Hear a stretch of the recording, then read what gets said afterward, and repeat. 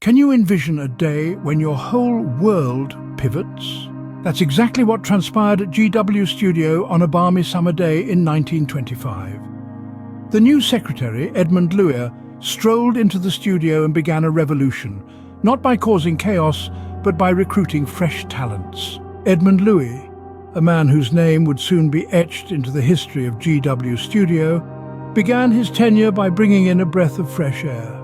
His first order of business, a spree of hiring that brought a wave of optimism within the studio. Edmund Louis wasn't just a new secretary, he was man on a quest. First on his list was Richard Sammy, the studio's manager. With confidence, Edmund Louis introduced him to the team, setting a positive tone for the day.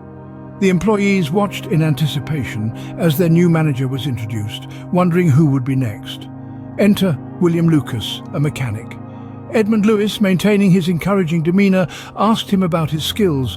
Upon hearing Lucas's response, he promptly hired him, offering him a respectable wage for his services. Next, Tommy Lucas stepped forward. The curiosity was clear on his face as he asked who this new secretary was.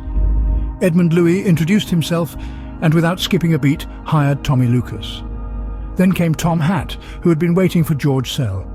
Edmund Louis efficiently corrected him, stating that George Sell was busy and that his son, Robert G. Sell, was also unavailable. And just like that, Tom Hatt was hired well.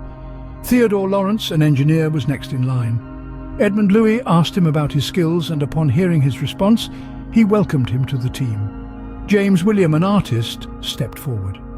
Edmund Louis gave him a challenge to draw something in 1 hour, and so James William set off to prove his worth. 1 hour later, Edmund Louis reviewed the artist's work. After a brief pause, he delivered his verdict. James William was hired. In the course of just one day, Edmund Louis had brought on board 5 new individuals, entirely transforming the studio's dynamic. His decisions, though surprising, marked the dawn of a fresh epoch at GW Studio. This was the day when Edmund Louis seized control and the studio would forever be reshaped.